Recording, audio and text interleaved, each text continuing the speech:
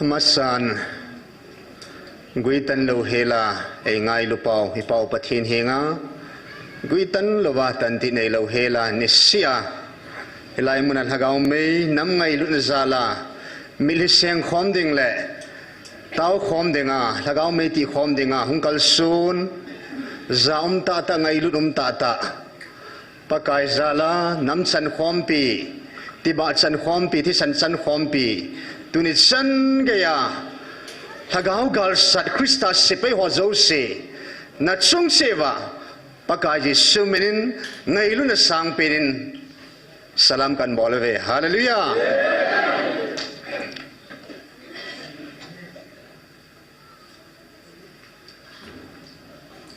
mi khat nu he awi cha thian gyal do sina kap kiden amil hi longin mil hi lon jong he zat zat ma hin na khanu ma jo bung alam le nga thei talo ke pa be se mi dang lam nga ta ma lam na lai ipiziram te le acha pan service bol mu je achung ke pa be se nei le mi lam ke chai nu ngai lam je nga thei talo kha re mi khat ma ju nui jeng ke pa ba jeng pizam te le samye ne ja chu yung mil hi jong hi mil hi chum min ke pan jong ke pan chum min tu ni nei hwa wang mi him ke pa nai pon wan ke pa nai zin pa padin thang ba hallelujah mil hi hagaw mil hi boben hi seno hi tu nin jong hagaw mil hin seng khomotin hagaw wan ke pa nai chan ho na phung do khom ki do tin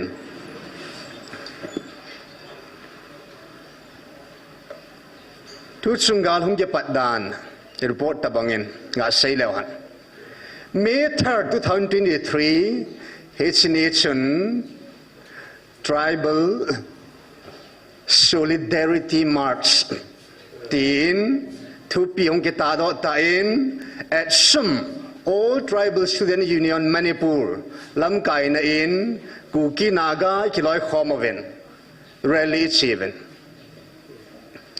here chun itupi wa kita achi piham tile come now let us reason together hungun ki ho to hite pangkhomo hite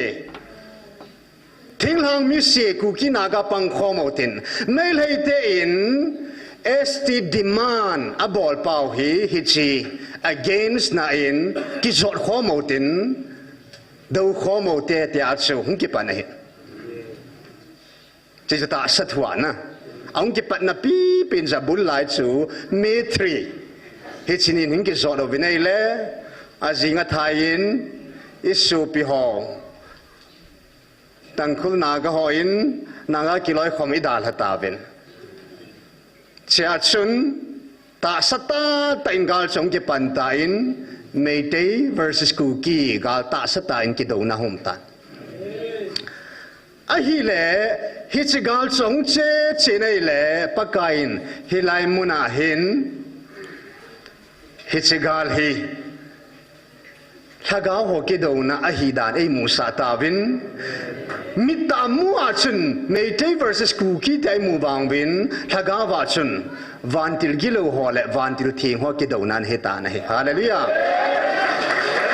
vantil gilo siva kobru wusu hochu ei ho vantil thing Michael vantil le vantil thing ho in a hen tomovin hilai mun anu adavin an ke phun sata ve hallelujah praise the lord ei ho lama vantil thing ho apangta nahi ahong che nei le hilai muna hin pathin ki pona mun thinga pakai o za ata san hole ata san lo ho tuni chani ki do na layo me ahin ki chi ta pathin thu porin ei hilo chu tuni in pakai jen tu sungal thil mu ho zo se pakai ke magal he bobeti hallelujah amen pathin gal hi bovin hichigali pathinom sahin hichigali pathina lamang di heti hi hichigali pathin khutmo monga omdan van lal to na to pa pathin kam sang pathin ei phun do pita ve hallelujah hi je chun pakain tu chung hi chigal ama gal mo mong hidan ama to gun a hin hidan ama thil gun an hidan chu kichi te in adin pakai orza ta san het hi movin I mutsin ovin het sin ovin e holding in boy na mo om poin hisigal hi mitam ta dingin email mate wading angim na hin ata san lo holding a jong lungim lungdon na hin ai na ta san ai holding in van ki pana van o pathin o za na ni ne hallelujah ham phat na ne hichla chu tu sungala aphat chum pen nang la ke hitai hallelujah ata san honi phat chum pi pe na vi ai le zani thu pon sun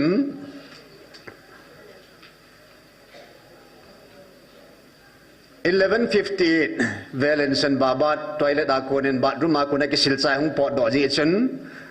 zani tu pun report kan bol de chom sa he je chun baro chat chun ki pan thei da pu in a hin la ama lu lu sam khat jovin puthang sein aga ba kolin evangelist ne lu nin cha chun upamang neo hoya pin thu hung het sai cha kon kan dom do ta vin Barom minute som lakat sedin tupun akipanin tupun jong che chilei la pungkhat minute som thumla thumin akichain tupun sungchu pungkhat le minute som ni la thumalu de zani tupun sungchun som khat lai hong min ne he he naw chana ai le tu kuma dinga pathin hagau tupun hi zan hi chu izat veilhin nai tam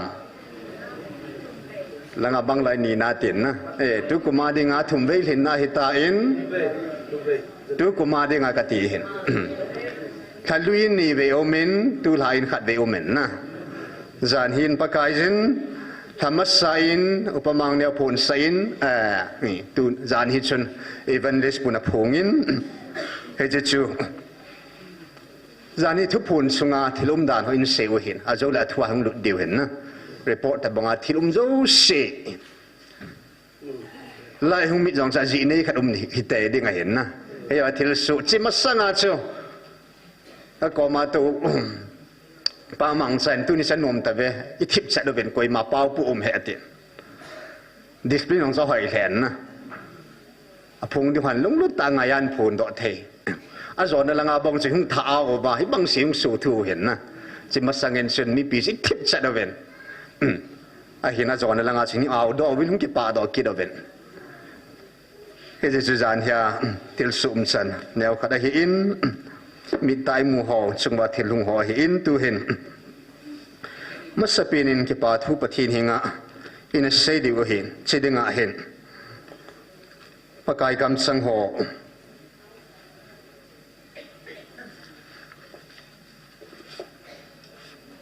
na phung do masau tin tu chung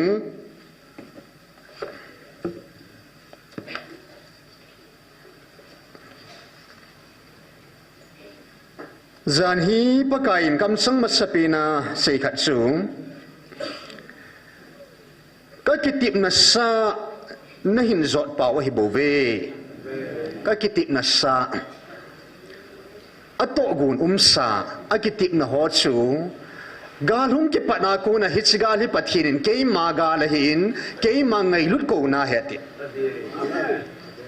hichgal hi a hetim lo zo sing a hetim ka wa boi na gal he dinga hin a hetim ho dinga wang ki pa na galahin phachum na lol hin na galahin hi apakan ka kitip na sa ho chu ka kitip na sa ho na hin zot pau hi bove zan hia pakai kitip na sa ipi anoma zan hyang si pi pichin zot pau ham pathin thu pathin kam sang in chen na veleo han pakain September tarik som thum kum sangil som ni la thumin chen pathin kam sang hi in kipa uvin namau wa pathinin valim takhat thil na koi pi uve Nam lam kai ho pu pia so September 30, 2023 van til gilo to ada sa sana lam khom niu chu he van til gilo isi do na nam kho valen ta khadu me lo pi vale ki chomo vin pathin thang wa vin va chei na ti ko chu nam kho wa valen ta khadu me ti sana he ji chu na mel chi vin lang ani na September tarik ni chun kum sang le somi thum September tarik ni chun nam pin lagaw me iti khomo he ni thum sung na taw ding na taw khomo ngai tia thu pi hu ma chan August 31 September 1 2 ni thum sung en ngol thei thi ni ngol vin itaw khomo vin he chia chun pa kai ni lai in thu pu nong ta in September 2 2023 ni la chun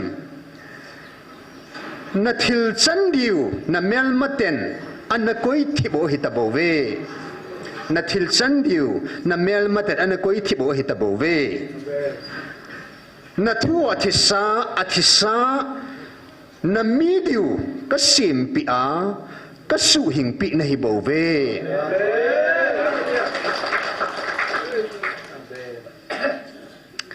gamjang e pidiu pathine bo win thagaw hu hingding pathine bo ben na pathina meeting ha mana ki sim go hi bo cho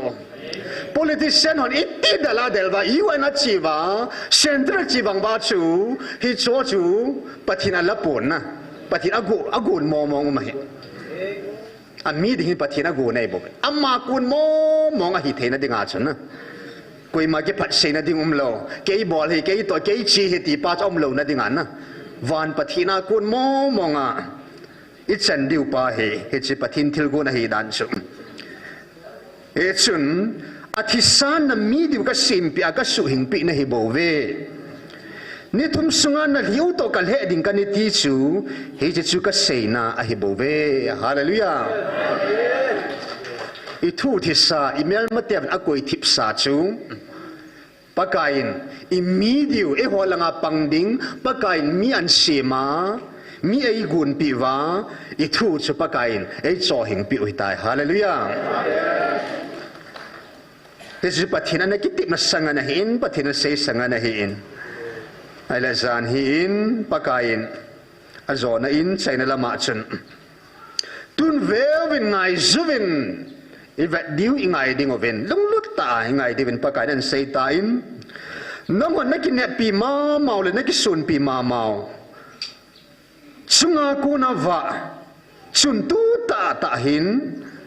na chunga va in na hin sal ta vin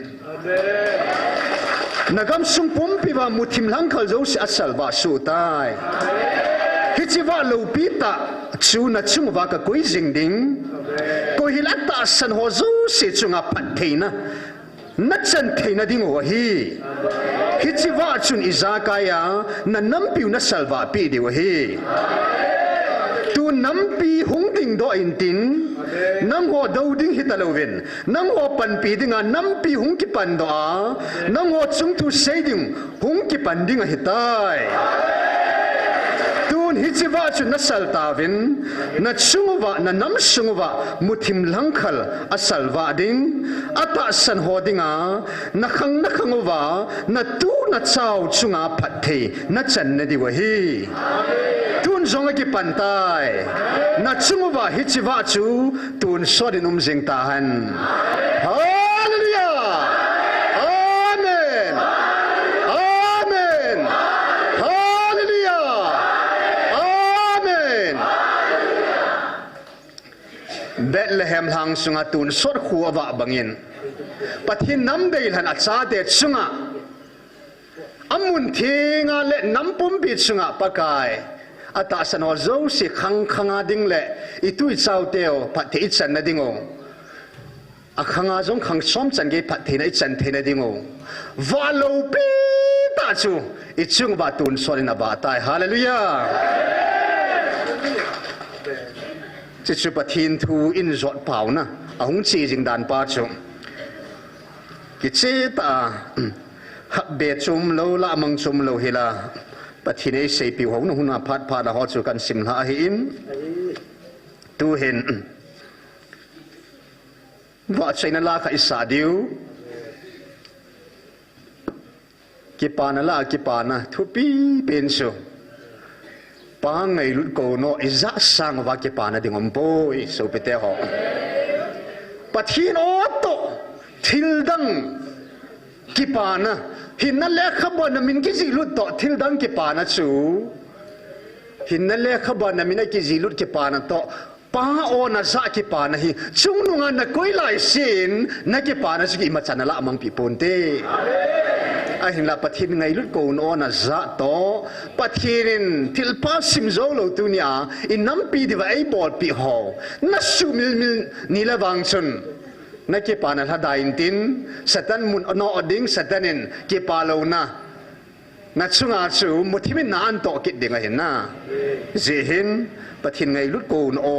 iza sangwa ke pa na ding dang ompoi hin le khabu sunga van muna go ilo diu chan di inei diu hin le khaboi mino ki zilut sanga ke pa na ding dang ompoi hetiani sanga ke pa na ding dang lo hin adang dang zom zong le ade hetiani je chun ade azan ha pakai nampum piwa anaki tip na bangwa valinta ka koi pia ti su sun lai ta in pakain tu sung tu puna ki dan nani phat jok se pathin dinga phat man tam hi dan na pathin bitu ve ama dei de ya pung an ke ka ji cho pathina hi na chona ama dei ta zingka pung sagin zong ei vil khata vin pung somin zong pung koin zong som la khat baro pung zo se pathinin athu phun na dinga hi pakai aman cha su ke ta cho Easter Sunday ni chun pung sagi zingka in thu pho no min inam pum piu ke ma ne kil han diu ham gam na kil han diu ham tia pa kain ei ko new July 27 zana chun zan som na khat baro som na kana thu phu num cho zan som na khat ai ko cho pa kain zan khang ki mai ei ko hin na zan hi in sun kim lai ta ni ke khat lai ta chun na sun kim lai tan pakai nei bilave hallelujah ipisinam tunin itsungova nissa sangava zo hallelujah zinginau sanga hoizo sunla si sanga zong va zo ipathino tun sorin ikin net pi ma mau le ikin sun pi ma mau hat chung nu van lal to na to pai pau pathin inam pi chung ba wa ta na he hallelujah pakai yesun zon bungkit sang som na nia chun keima van noi wa ka yatin he gospel zone bungkhat na ji simai le van noya hunga mitin salwa chu wa ta be yatin he First one bungkat sanga na chun pathin su vahin ama chun muthim himim ompoi ti hallelujah tupon bung som ni lini sang som lugu ma chun keima je suin ho bung hodinga hetto sa kahin vantir kahin sola hi ho bung hodinga keima David jung pila chila jingwal pa va ta chu kahiatin hallelujah tunin van til thing hole pakai hagau thingin tunia inam piu hi ichungwa vai homa hi chi wa chun ei puyo hi tai hallelujah pathin vai nei pui hoyo he he chun wa ampana wa hung lo ho chu awang se tai tunin awa pana hung ho zo se chu muthimi zong le pakai ang sunga bel ting la wa tho tho ding hin hallelujah tunin nang lakin in ki bel khata jevin pakai jin hilai muna avantil michael wa ai musa pau yong su in sung chewa in chung chewa in su thing ding le ei su ba pi ding win michael vantil in sung ba pakai nga muna sa pi tai hallelujah hilai muna wa chu pakai nen sunga na lut pi ta cho tu khang jinga zong electric call pe me wa hun lo na chu gam khang to lo hi cho tu na thaga wa khang to in hi ta cha le ya in khang to gam khang to mun khang to na hi ja chu mun khang to lo an nei lo ho na tu nya nang lekin pakain awa lo pi ta awan til thingo ichung wa ba sai ta hen tu ni hin wa lo pi ta pakai nei pi wa inam pi ei salwa pi wa ei su wa pi wa he se hin pakai hinga ke pa tu sei na in jing ni no sang na hoi zoi na sun lai ni sa sangin na wa zoi ti hi ipau pathin thangwa na in din pumin sautin din pumin lamautin lunglu ten lalam kai ho zo sin hung ding oventin alat sangyalo vin lang athu sangyalo vin lang gil tan sa kho mautin ke pa thu pathin henga patkak pakai phat ho zo sigel do a lai sa na banova taw na ke pa thu sei diu upamang ne vin taw zo na nei di he ken don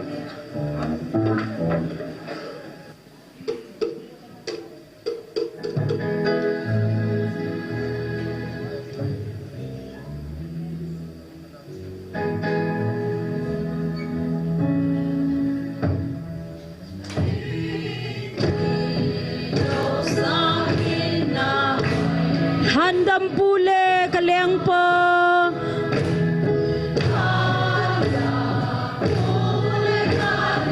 na hoile na pa em sel chu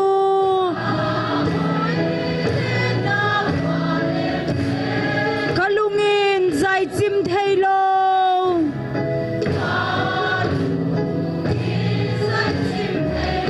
zing ni no sangin na hoi zoi amen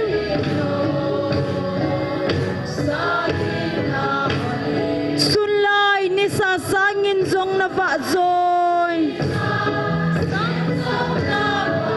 lo pi chung nung nang na na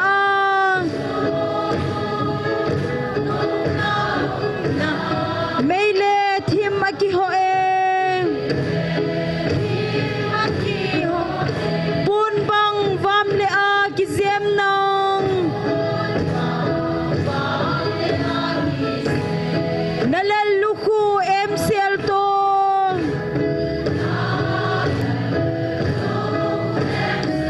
na vai hom na lengam bachun tun sot pakai nang nahi amen zing ni no sangin na hoi zoi sunlai nisa sangin zong na va zoi lo pi chung nung nang na a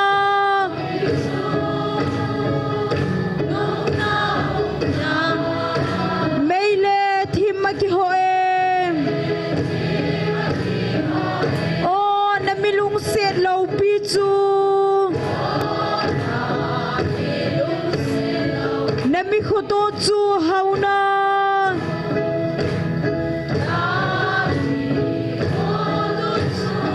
na lengam kilung set na chu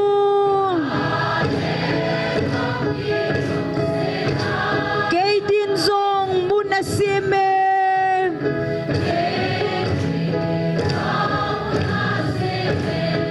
zing ni no sangin na hoi zoi sunlai ni sangin zong na va zoi lo pi chung nung nang na a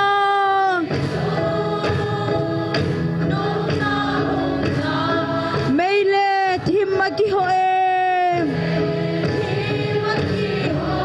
hilai sanagui atanteng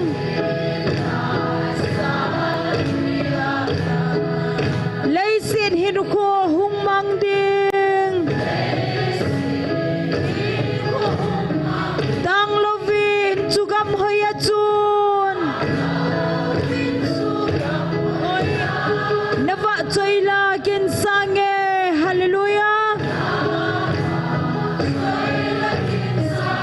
zing ni no sangin na hoi zoi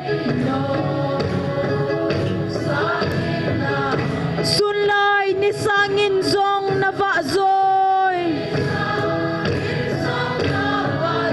lo pi chung nung nang na a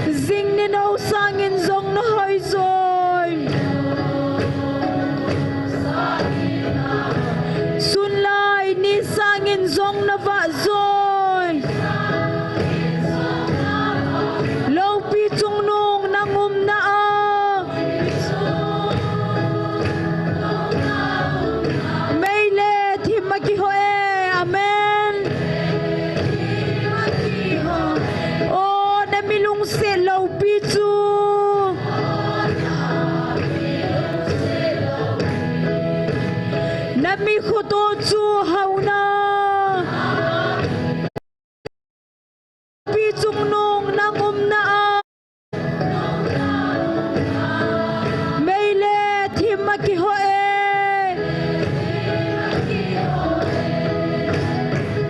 hallelujah.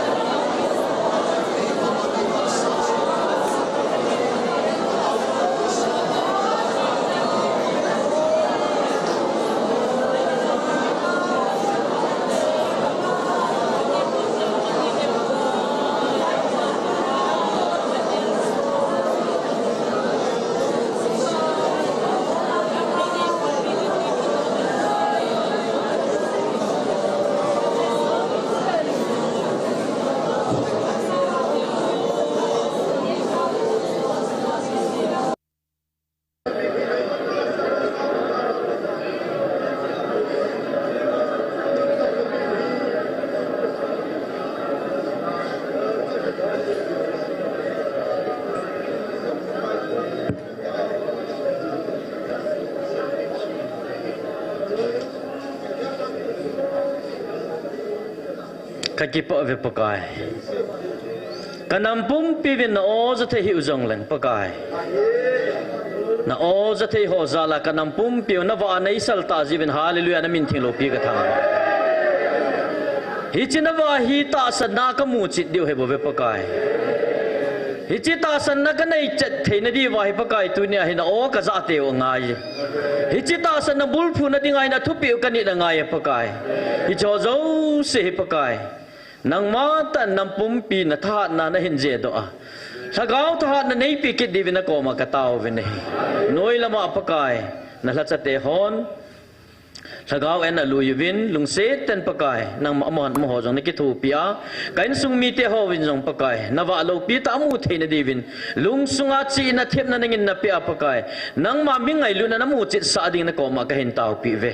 ita banga nei ngai lu wa ton so na kanam pum pi wa ta dinga nang ma nong ki choi sang jin ki pa thu se ya hi za na cho ha chung nung ka pakai na za je shumina na ko ma ka tau khom mo hi amen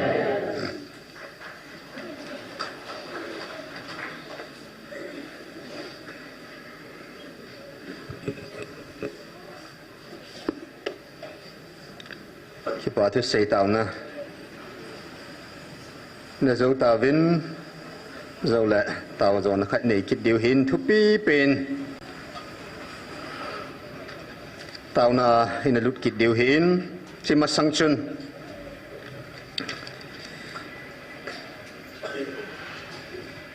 bất kỳ là thu ai hậu pin hậu lệ cầm sang họ cái tiểu khâu na in hay là in sim hai cái đầu tiên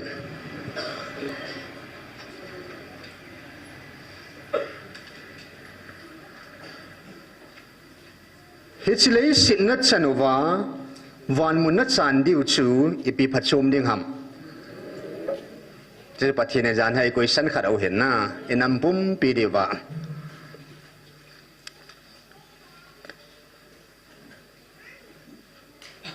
nang hon hết ta sa cả nắm lần chú nang ai sang zovin cái mà mít muin vàng haga và cả nắm lần chú aluzoe cái mình ta sa cả nắm lần ao min haga và cả nắm lần ao mê hít ni chú ta sa cả nắm lần chú nắm lần hi na pa chú aman sa thein asumang thein azam mang thayat ahin haga và cả nắm lần vàng chú cái man tuôn suốt hin na tuôn suốt na van go lo ding a cái man kal han ai mang thei lo ding hai ti hallelujah tuôn suốt hin na chang ding hai ti selai ta choi yo chilu zo am ta sa Israel ho ngai sang na le hinom na le hitchipa chu ai ho ta sa mi hing hi jevin ta salungel mi hing lungel a chun ngai sang zo in jevin na ain hepa in anam lan chi jong le Israel chi jong le thagau Israel ho chu amma adinga pakaya dinga manlu zo hi hallelujah pakaya dinga nam lan chi jong le alu zo hi kha jiben pa pathini thang ba ve hallelujah ipisenam leya thune vintin leya thane vintin leya ho sajong leo alhagaw mang tha thena lai hi nang le ke wang su vai chajong le han tunia van ho sat nai nei ta ve hallelujah ke man na jom non sim ta in ngai lut na in kan slimin nan na je bu jong leng ngai lut na ka sudam kit ding na hi ve hi chigal hi pakain ei ngai lut jewa thisana hima thala melmate meilei tian til da ei hon nam hin oi zate te na ding ova atsa hi nau phot sit na dinga pakai jin ngai lut ko na ei zep nau ga la hi bo ve amen ki paum dan dan chana ipi jinam ti le pa chai hi jewa chu nangon ban na cha ho dinga thil pha bol jin head hi bam ti chu pana ngai lu cha di ta chu da posal jin a zep jin cha chu a thu je ti chu Giao cha ho vang suy lệ dẹp bên ông bụi su tan tê anh ông thì tan tê thì hết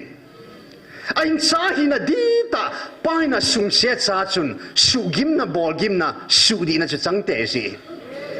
tu chung in năm lần sẽ ki hi zong lệ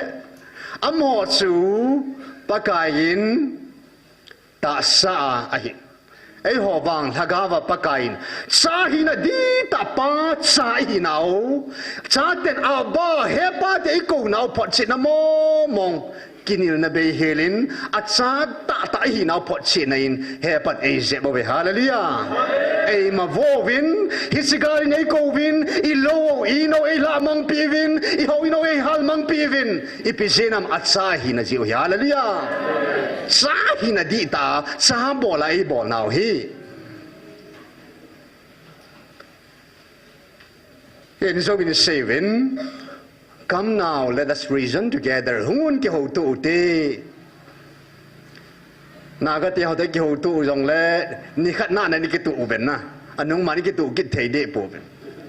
pakain na mel ma te ho me le te ta na ki chamova ke ma to nei ki cham lo di ka nom pui ti chu I pau pathin to ki cham leo han cham na liang tan te hallelujah nam dang te ho te hung ki cham thei di wi tan amma sepina pakai na dei chu amma to ki ho tu diu Isaiah bung khat sang som le ki ta do wa ki zo nai nei pau he ji thu pi chu kam now hungon ti pa chu ei hot ei mo de ya nam lam ka hanan gu na relia dinga hungon ati bang ba chu tu chung ga hi pakai ei ko now nam nang ho song khat sa ta san hi bin di so nang ho langa pang ni ko I maam poi dis na nam pum pi vin na nam di wa na pathino ke ma ka hin ke ma bo nei ta san bin ti so pakain thu pe nga ai ni sei pi wa chu me 13 ya chana se tan na namu na pathino ke ka hin ke bo nei ta san bin adang mo mong ta san hi bin ti Hizin pakain tu sung hisigala igamo zong chanthum hop thuma lin zo pakain ei pi de tai hallelujah an kile do sa ding na in na lo kal mang zok se zong milipuma lungkisia pakai koma milisenga ni sia lagaw mai ti ko nga pang zo se alle sagya pathin phathena bo de hallelujah dunia han nam thalenga ta sana hilai muna gar sana lagaw mai ti gong lo se pakain phathei chan na dingo khang som phathena inam pum pi wa ata san ho chunga pakai na suwa tai hallelujah ei su dam thau thau di we he adam lo ho zo hung dam kit din la he pa sa hi je wa ei po wa ei je bo wa ei su gim now ei ko now he azi su ineva mang now so dei ta in ibu now so dei ta in ithin lo now so dei tai wo sa banga bun lai ki bul ka lo so dei ta in ui sa banga ilu la sa inung ne now so dei tai acha hi jewa he pai ne hin don hi nei ti we ei po ei su di nom jewa dunia hi nam lo cha lung ta te chu gala pathinoi za lo wai le thil da ngai za the lo he ya chu pathinai mo nam lung chang to ki to a chu hi chi nam mi te hin ko za te na ding win ka cha hi no phot che na in ko na nung pen nei lai te til do in ka tin go lai ka til do bangin ka cha ten ka o aza ka hinga hung ki lewa lung ki sia ke ma in bel theina ding ovin tia pathinin tu chung hi chigal hi pakain ei hon nam ei ziam naw gal hi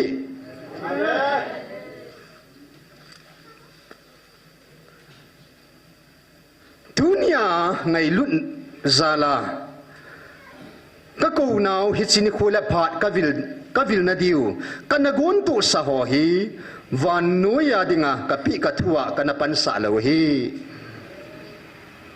ipizinam dunia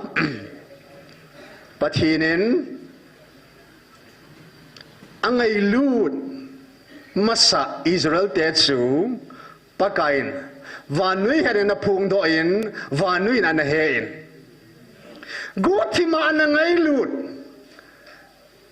pathinin miok si heading ana phungdo ngam lo koi mat sa ko ma jong a sei pi lo palaya yong koi ma sa za lo ei ho nam pathin a moding la ziding in he pain sim tila konin isin nam hi ka ziding a ka thana hi hallelujah a moding al hana hi ichi lung sit na thim thu lal ding in he pain koi mangan se poi ama tan ei bil ta ve hallelujah wan pathina ngai lu nam avil nam al han nam chu ana phungdo masahan lang midang jangan ang eng sidiu thang sidiu chona email ma diu na tam de ta sa Israel ho ban athang siratama isu pi ho imiam chan khom pi ho hamas so hin ado wa sumang dinga nasata gam dang dang ado wa la sun dunia amang thaya na lai chu cho chung ei ho ban go lo ding mang thei ta lo ding agilo pa in ei ho nam hi ei ho nam kalwala agilo pa diabol hin athang sit pi lo chu ni kha jong ka sei ta in pakain hop khat sunga thunei na ka pi he ti van til gilo thila leng chu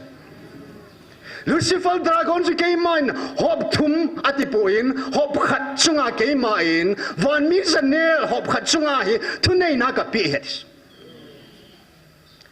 hi in kamai kalvan til ka solin van muna kunin kanol ha sata tunin hisimun su van til kilo hoin anop dan ki hon ka heve no hon hepu ve diso anom khasa ke zevet van muna anop dan ki hon ka hevin hisimun khu pakain ke hoi nol havin namo zendo hisivan mun san sading na gut pa ka engo si Ajesu ke ho so ka hivin nong ho san hive so chu so in sa chu sa hi so le sa in go lu khom thei poi hijin ho sa in semovin van go loading sa in semovin dunia in on za sa tavin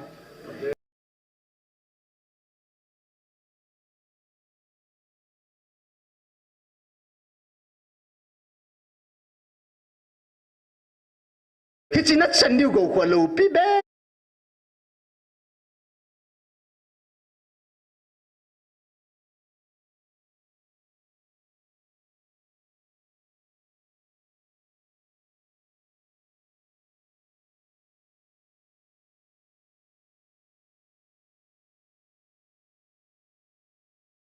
China chân điêu gầu qua lâu pi bé sen ka yang o se hi ki hol ai ta ka chan zo lo diu hi ta in van til ki ron alung sunga an man sa ding na thaga ho na to de mi ma ma man sa ji a chung e hin eng sit pi de hin thang sit pi diu nam dim set na lai di so hi si pi pen khui so van til ki lo eng sit pi chu na hiya chu dunia hi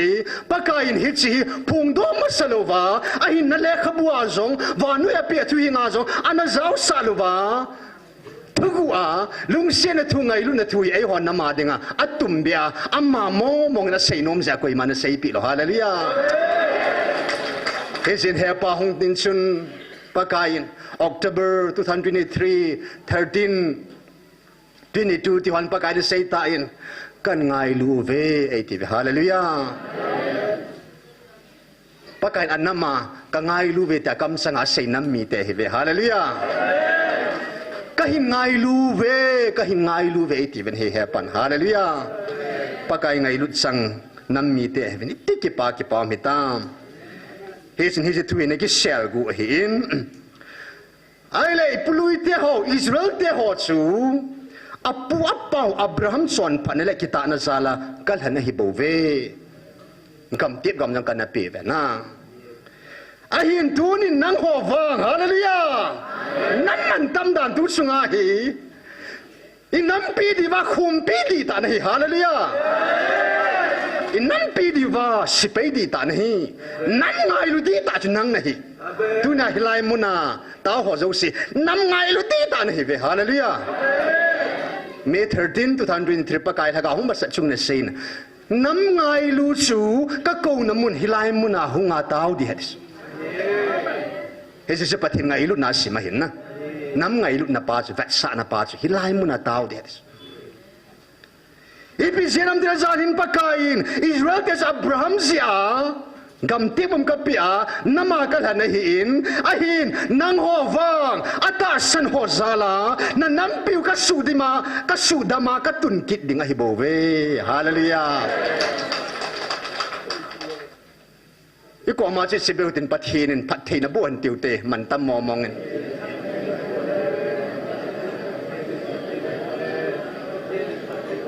hallelujah sirupan til na man pisinghan tikit ote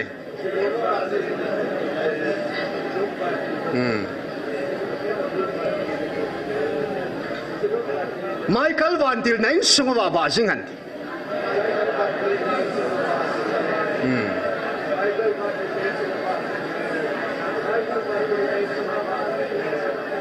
tuna zonain zani tu puna sei bangin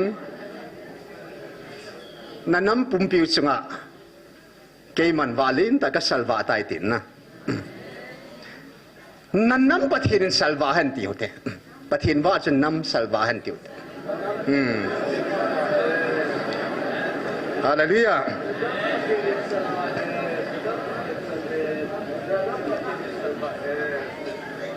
Hen dunia Abraham ata san sama dengan chon pan ki simain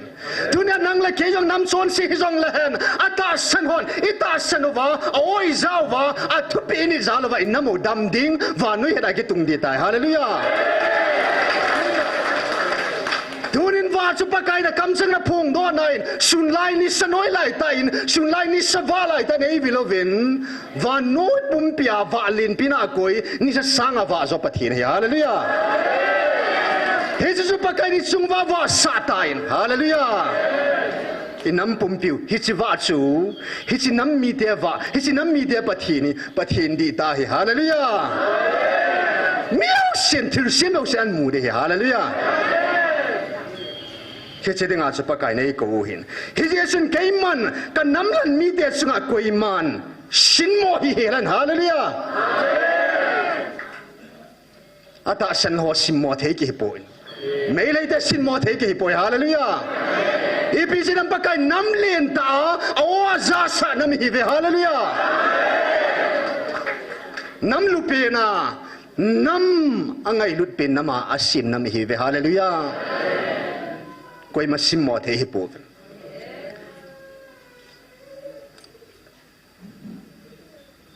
a jesi tha nau zong hi tu ni in leisi na tha na chang na hi po ve van tha na chang na hi ve hallelujah David in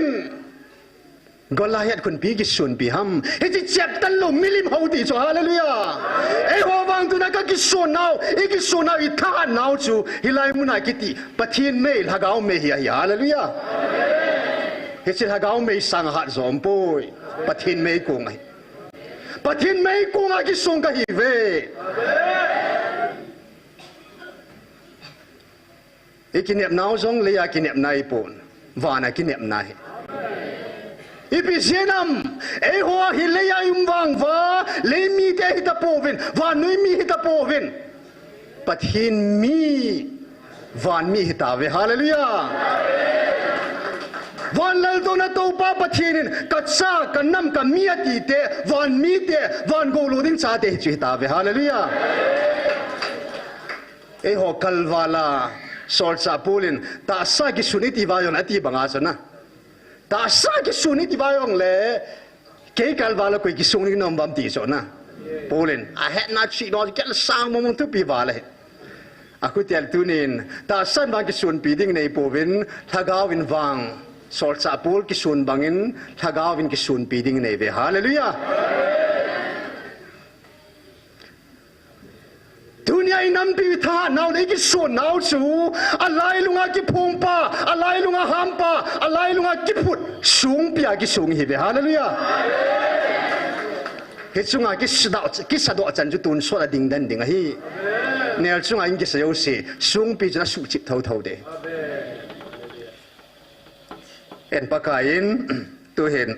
taun langa point nai lu diu tain tu taun na point hegil pen hung hi tain zan hin hepa in sei bangin lai hung mit tan lai hung mit zovin tu pon chi zamin ami za pa pa kain ka ko sa ji hete bang chung lang an ko tai muthi mahung masain abanin nisawa hung ba ta de hallelujah hezowa chun pa kain e honam sunga adei thil khat chuan sei ta in nanam sung ba kana to thei na dinga na chung wa ka dei thil khat au me gamzong hop thuma lin zwa ka pi ding na hi vin na puna pa teong analu phalo na gamzong ka pi be ding na hi ve ahin hi chuana chu ka to thei na dinga na chung wa ka dei thil khat au me nagam sungu namuno suthingu vin ke man ko phum thei poi ko phum thei na dinga chu nagam ho nagam sungu namun ho na suthingu ngai ti chu he pan zan hia a velai phun do pikki do adei pa chu hin na he chun leya khang som pha thei chan ne yu wa la pa kai nei pi tau agam zong leya zong ban ki lo leya zong gam lim tai lu na ding wa he pan to gunum sam chitta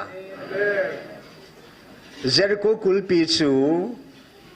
mi hin tha na ki su sim ham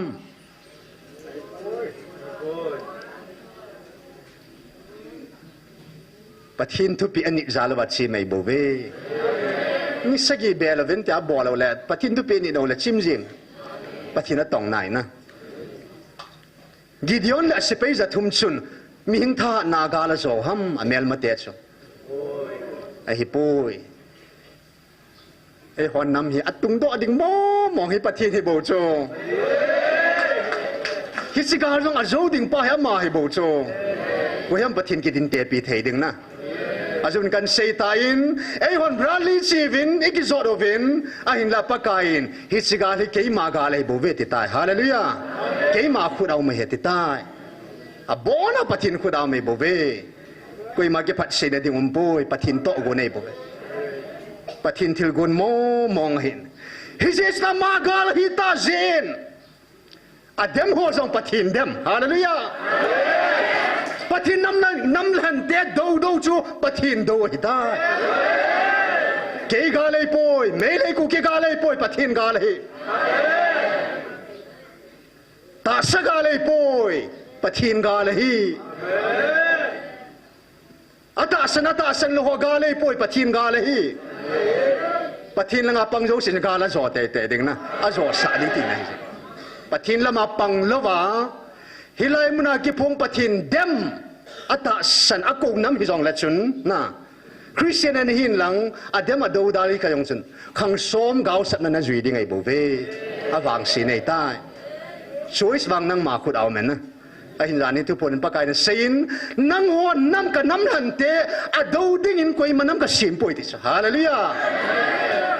ama san va noi ke khat in zan hi sun va noi pum pin nang ho nam do winung pang jong le ke ma ka na hallelujah ti cha hi vin van lal to na to pa pathiet lei si le kyang tang am nan ne ha chunung hing jing pathiet van leng pa tun so leng pa koi hama do dinga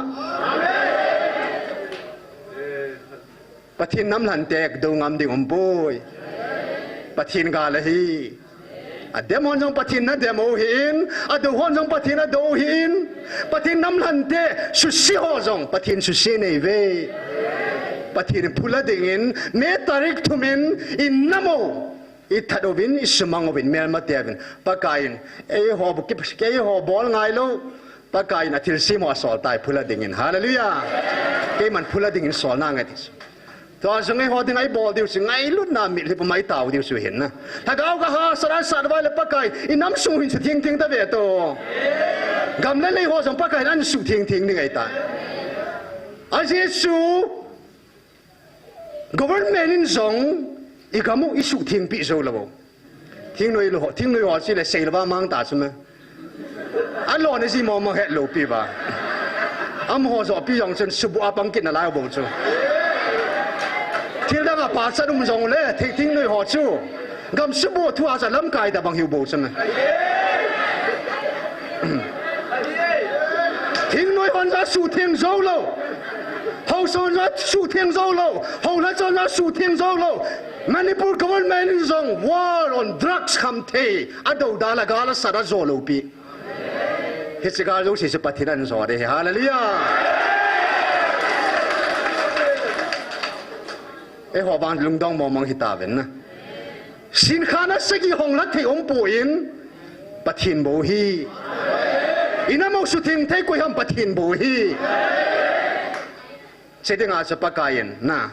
zer ko kulpia chimbanga che hwa ku na chun kanam dei han ka cha te dingin ta sai israel te chu dan tu som thu pe som a pe in ei ho wang pakayin ei hwa ku na dei chu thu pe thum bo hi thum zo pu win te te pe lu pe chu i zo ding je vai pe hallelujah a cha te hiu chila i zo lo ding pakayin bo lai ngan se diu ham thu pe thu mei pe ve hi chang thil thum chana hi cho lan zan hin jong khat an ver se kit tai hi chu nagam sungun namuno suthingo vin chu zani tu puna se hin a hin hi chi hi pakain ki chi ta na se sa chu ita in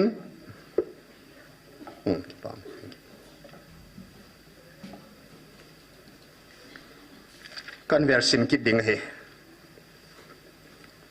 hol hat so ho June 17, 2023, Pupiasin, Pastor Pasakat Hunga, Reverend Pasakat, oh, Sydney, I can hear new too. 2 Kings 23, Josiah Lengpa in, Lekhabuzul, Ankimuta in, Elkana Timpu Pato, Agitul Honin, Amatupi Dungzin,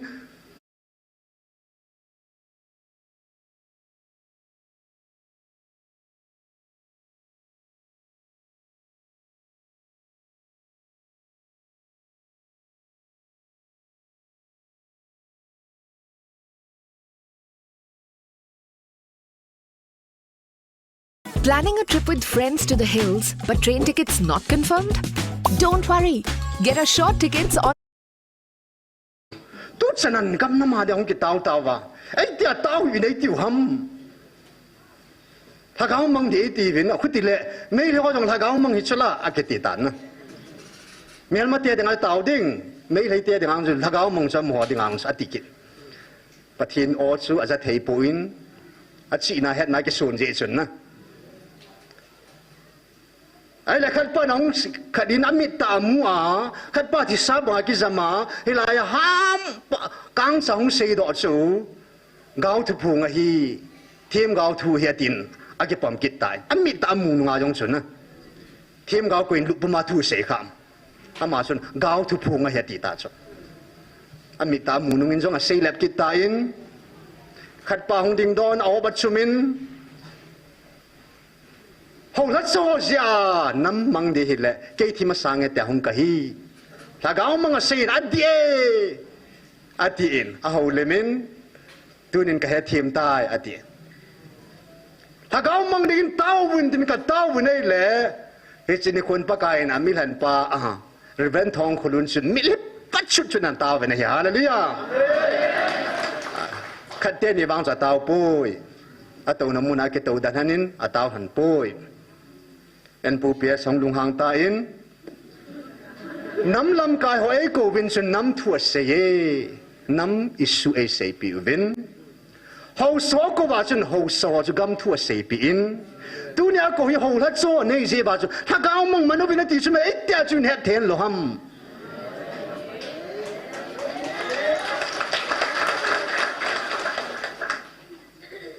ฮิติบาวเดต้าไอ้ที่เราเล่าปากายน้ำปีพวลหันดำฮาเลลูยาอาเฮทีมินอามันเชนินฮักเอาทุชลฮักเอามินเฮนเกี่ยวงวยตีตาชนอาเกี่ยวงวยปูโอเฮนทุนิชันเกินดิสบินหอยแต่ไอ้ตัวปีวินเบสดิสบินอินจงออนไลน์หันนาเววินอันนั้นไปตาเว pakai yang apa say zingin pakai min pa zingin nam pia denga pi pua ka hen pi ka tun pi kan gun sa he ti hallelujah ahin kan ti te ong tu lang hin kal thunung se chai pha do vin tha gau gal sa du zong le ama jang lung thim nom he tan tin online ahin ve ho hin pu pia jong display hoi jap ta pui anung ma ke he ko min thu sei ko min mi to ki ho lim ko me ti ve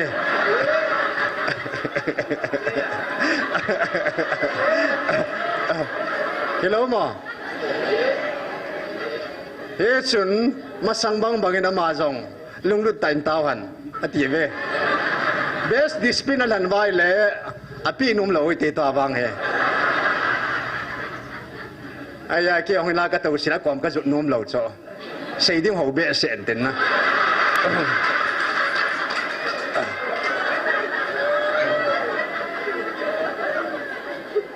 nam pi pu pu hi na akitun su ki pa piu min tu lang wa ma jo ne ka ong ki khol de ngai num numa lam so di pa da chong ai hi pa ba chana koi to ki kyo yong la boi te ta sa bol chu hi ding a hin ai wa nga hi online an gal ba do hin ti sia la ki tha jing na online a yung yu ma yung ki koi jing ai ta ya chu a zo le khang son a ho in I tu I sa tion video san ba di time at taw na wang lung lei omen a hin mi to ki hu le ma ko a hoi be poi ti le as hello mo at to pa de lai chu sa te nao te si si dong chang kha kit de so I pu pao yang panala na ba na ki pam ta in puin pakai ko mai pi ka pi dham ti so gam dang au ma chen na pakai nan min pa chen pathin ko ma wa chai na pita ne hallelujah ei ho dang ka so de hilo pi so he pain ei ho sum me ho chi na tin so de hilo pi so he pain tu na ki neo samit hi puma atawa thagau ga la sada pathin thangwa na wa chai na la asa api pa la asim pa he o chadum pe nei tai pakain kami pa David wa chai na kana pe ti bangin inam pi divin pathinin pi pu pa wa chai na pita na he hallelujah wa chai na la pe in Allah hi bang kan dong puin som thum lang wang bal te de tan na ala sim do he ka sei diam he pu but som di lang thingai tan na pathin hi nga ki hei na khela wa chai na la pi tan hallelujah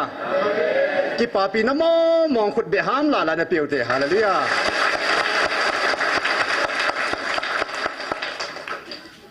pathin sama ki wa chai kala ki pa na aman na nei lo hin na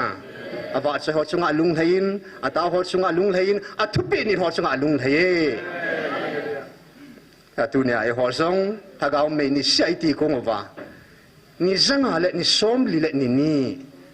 yung tao khomong gui tan lo he la yung tao khom na sa la ba ata san ho za inamu ki tung ding dam ding a hi tu ni ata san ho zo se za len pa pa din thang ba ve gui tan lo he ni sia la ga me ti ko nga pathinin sumin hi vin tia mit sa lo ba ti ko ngo zo se ki pa pi na in khut be ham la le na bang ki do te hallelujah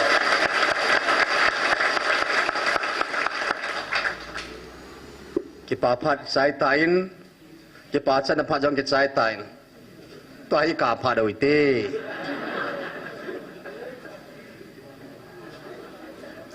nam pi pa kain salwa ta muthi maum na lai ho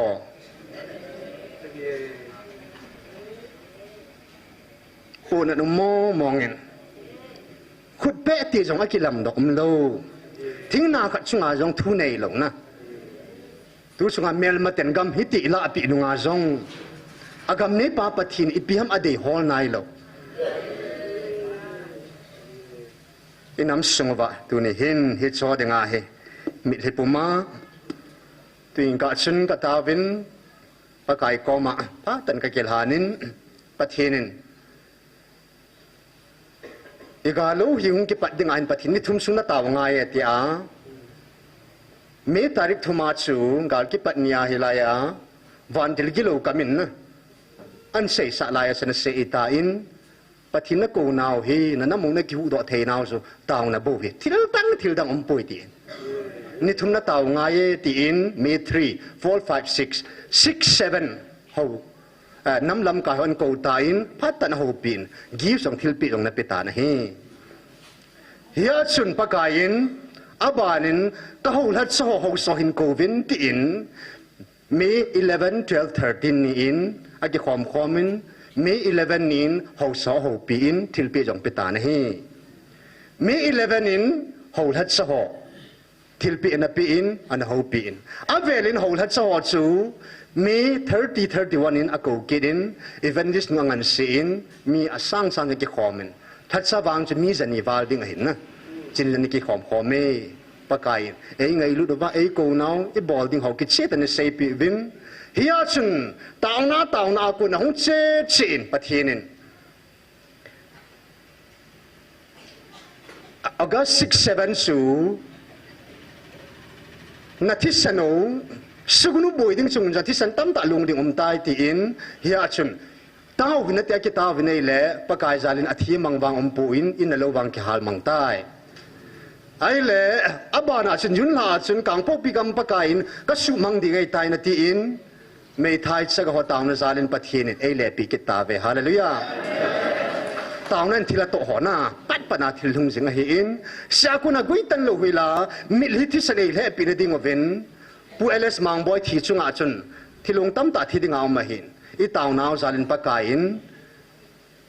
mi thum li ham ka thin na som thum thi ding te su pakai zalin nini sungi taw naw chu pakain ilungu to million he tan hallelujah August 6 7 in hi cha kun gui tan lo taw na hi hung che tai ni thumi taw vin I thu thi sa pakai an so hing tai ai le ga mun hung boy tan mun nga boy ding he tin boy vin more ading a chen November 5 into pono min van til ho akun do na ding taw pi vin tin taw na kun do the ta po ven na hi song le nang hoi na taw pi ngai je tin November 6 7 8 ni taw pi ve hallelujah chizalin more jong boy ta poi ni thum taw vin ni nga tin pa kain thui na pi je hi chibangin zani thu phon hoi ta sadi kan bola tuing ka lunglu ta pathin ha ka taw na akuna hin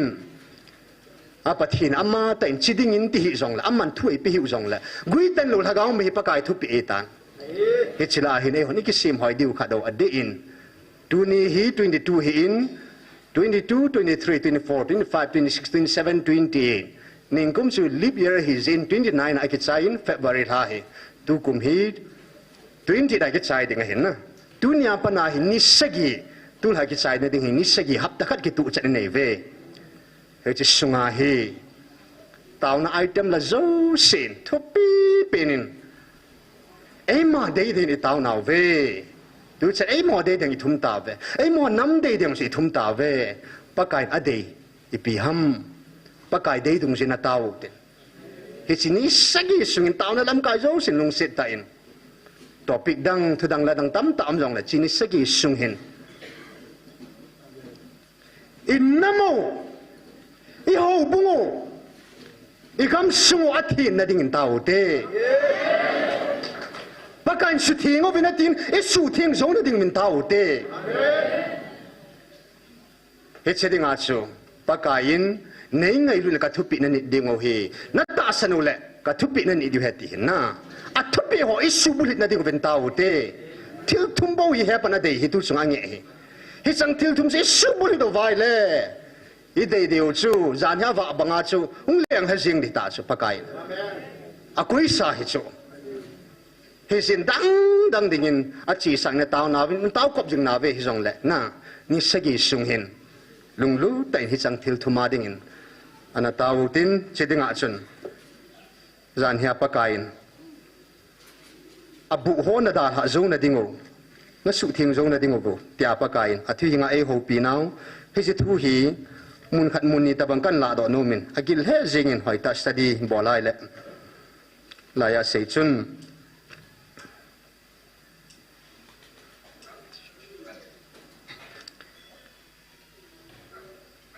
Zechariah bunga ai pi uhin na nanam pumpi wa ka ho pi na ka ki da thil hon na pe la theina di wa dis aki da thil ho chi pe la theina ding wa pathinin inam pumpi athui nga akam chang ki jong hitalo athui nga jong ai ho pi naw Zechariah bunga sung hi aki da thil ho ai pe la theina di wa ai pi uhin ai le athui ibola pakain jan hin jong mun ko pe pi win he chi thu ki pis ho khu nang mo ming lung gel in ta sa lung gel sanga a ming lung gela hi tia gel jong na mu ve hi chi thu ki pis ho khu e ho dinga ki pikit ding ham tia lung gel nei jong na mu ve a hin hi chi pha lai ya Israel te thu na pia ke ma ka hin tunya na ho piu jong hi chi pathin ke ma ka hi ti pho chin na hi Bible athing ai pi pau Israel te an ho pi pa yang pathin hin tunya kam chang ai ho pi pau pathin amma ma hi pho chi na chu Bible athing mang chai ho pi ji hallelujah hi ji chun inam pi ki su thing na ding wa helaya chun ai tan gel lew han ai tan sim la chun ki tu cha da hin hoi mo mo nga hin le khazul leng le khachu anu amma alang tu thu ki ji tu hi in asaudan tong som thum tong som ni tong som a hin na adung avai chu hilai le khabu zola thu ki ji chun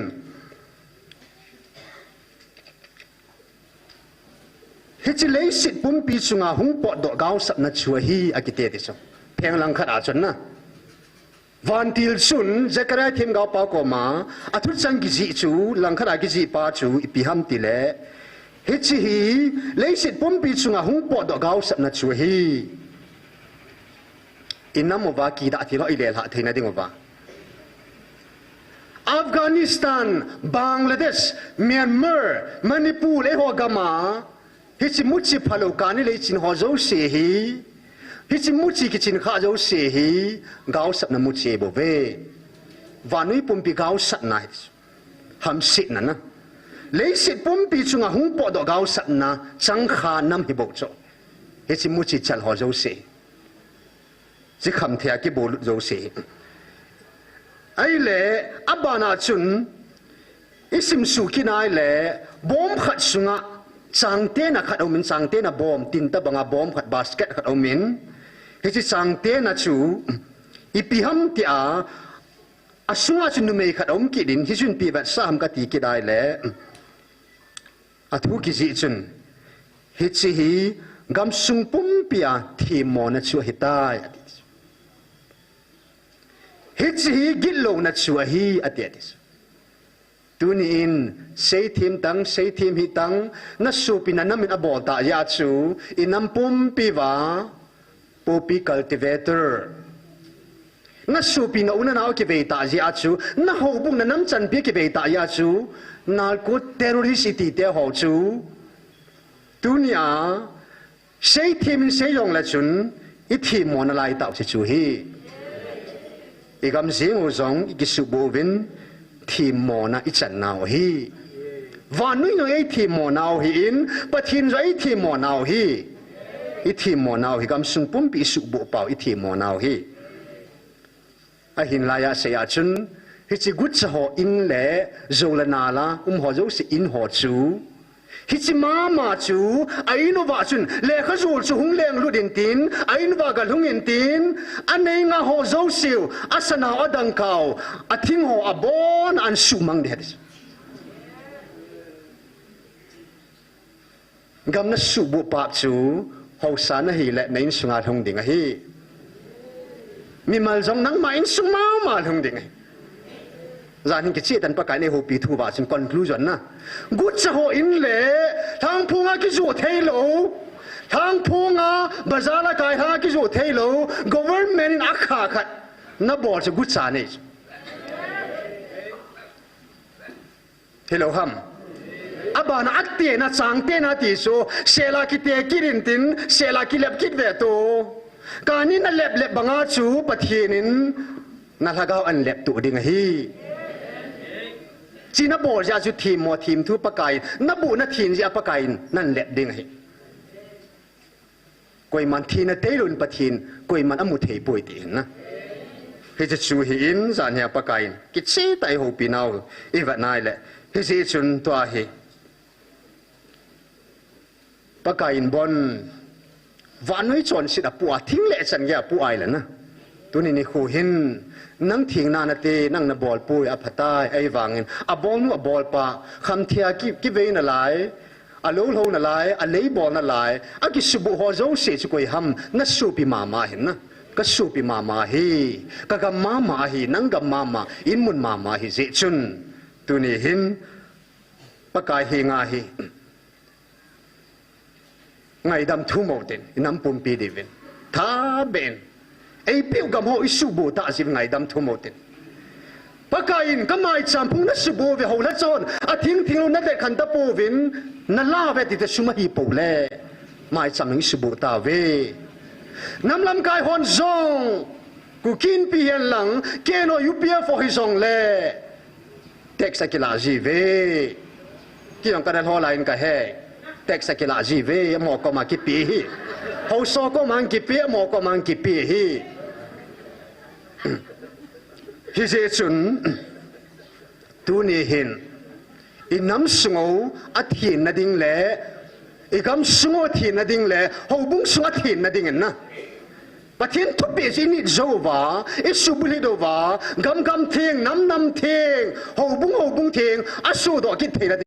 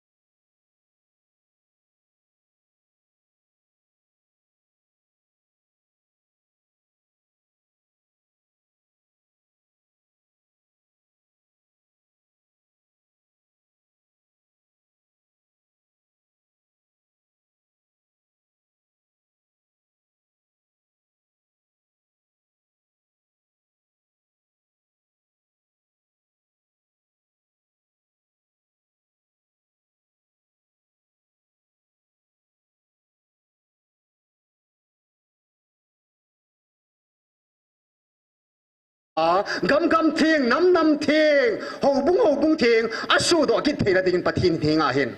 a thing pathin hi hallelujah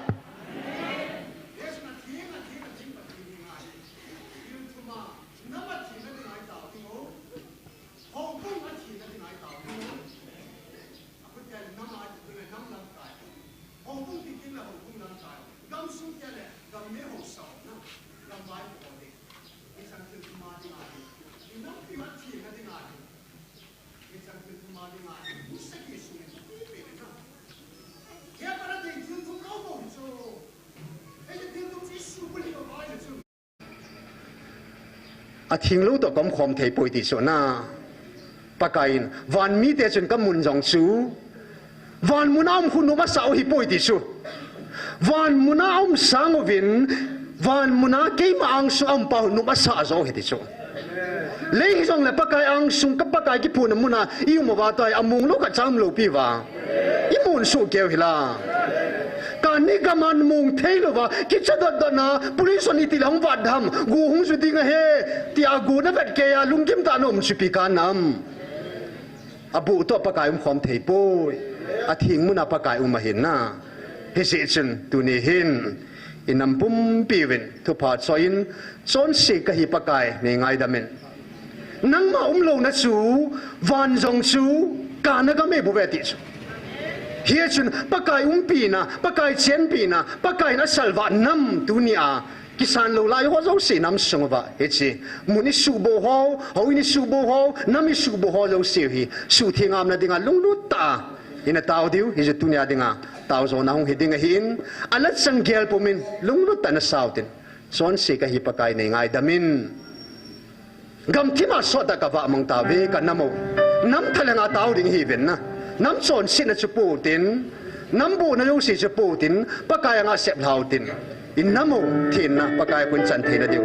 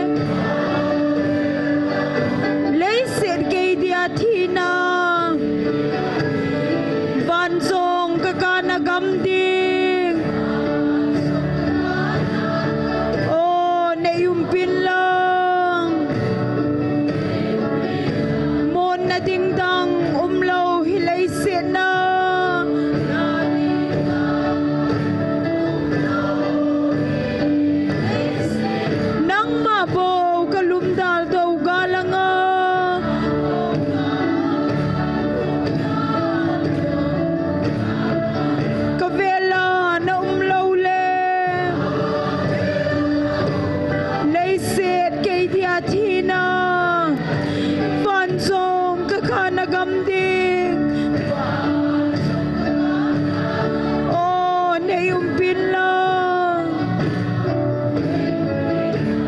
gam thi ma so ta ka va mang nung hin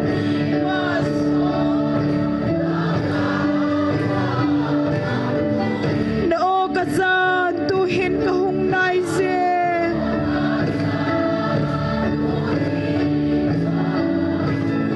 ka vela na lâu le lấy sit gây dia thi na van song ka ka na gam ding o nei pin lang tu hin pakai nangin nei sil thingin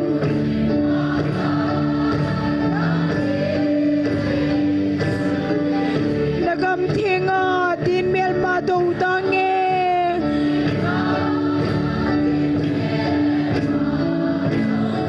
ka vela na lâu le lấy sit gây dia thi na van song ka ka na gam ding o nei pin lang zon se ka hi pakai nei ngai ta men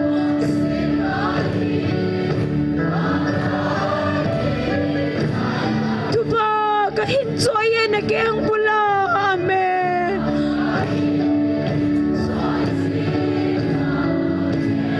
ka vela nom lâu le lấy sit cây dia thi na van song ka ka na gam ding o nei pin lang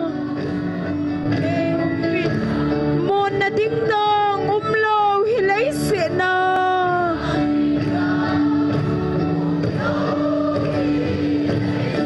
nang mabaw kalumdal daw galanga